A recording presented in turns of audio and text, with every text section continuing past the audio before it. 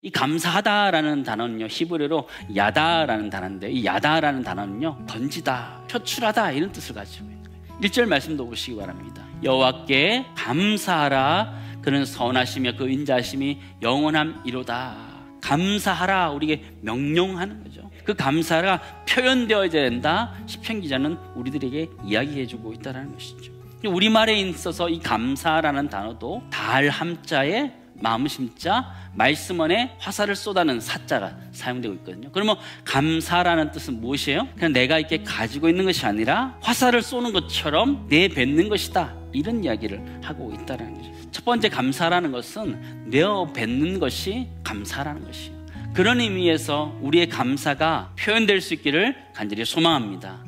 하나님께 감사하고 여러분에게 감사한 사람이 있다면 감사를 표현할 수 있는 이번 한 주간 되기를 소망합니다. 그럼 감사의 내용이란 것은 무엇일까요? 감사의 내용은 구원에 대해서 감사하는 거예요. 구원의 종류에는 이 세 가지 의미가 있다, 저는 생각되어집니다. 첫 번째는 영혼의 구원이 있는데, 우리가 하나님의 자녀 삼아주신 영혼 구원에 대한 감사가 우리에게 있어야 되고요. 두 번째는 그 하나님의 자녀로서 우리에게 하나님의 평강을 주신, 평안을 주신 마음의 구원이 있고, 마지막 우리 삶의 어려운 문제들 가운데 하나님이 구원해 주시고 구출해 주시는 우리 삶의 구원이 있다 생각되어지는데, 이 삼중 감사가 우리 모두에 있기를 간절히 소망합니다. 시편 107편은 5권 가운데 맨 마지막인 제5권입니다. 시편 제5권은요, 이스라엘 백성들은 그들이 바벨론의 유배 생활들을 했던 그 시절을 곰곰이 돌아보니까 지금은 거기서부터 건짐 받아서 하나님께 감사할 수밖에 없다, 이렇게 고백하는 것이죠.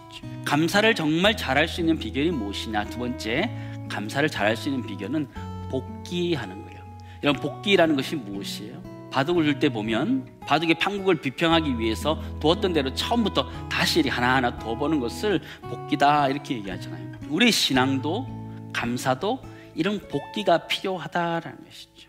구약학 교수인 왕델 교수는 이런 이야기를 한 적이 있습니다. 지나온 시간을 퇴고하고 복귀하는 자만이 감사의 무대에 설 수 있다.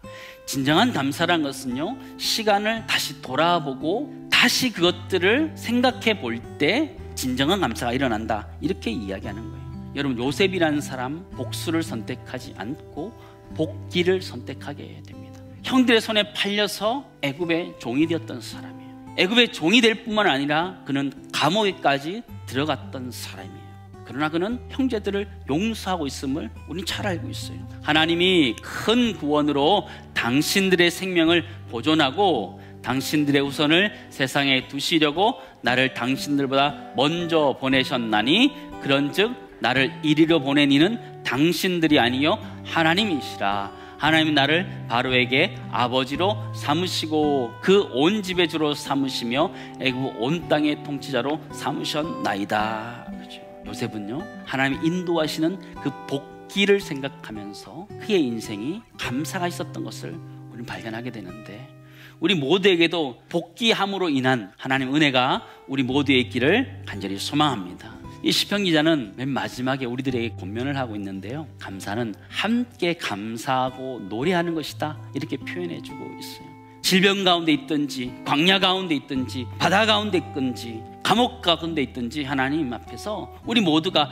감사하자, 감사의 노래를 부르자, 이런 얘기를 하고 있는 것이죠. 추수감사주의를 맞아야 우리 모두가 함께 즐거워하며 함께 노래 부를 수 있는 새 노래가 울려 퍼지는 모든 성도님들 가정 되기를 간절히 소망합니다.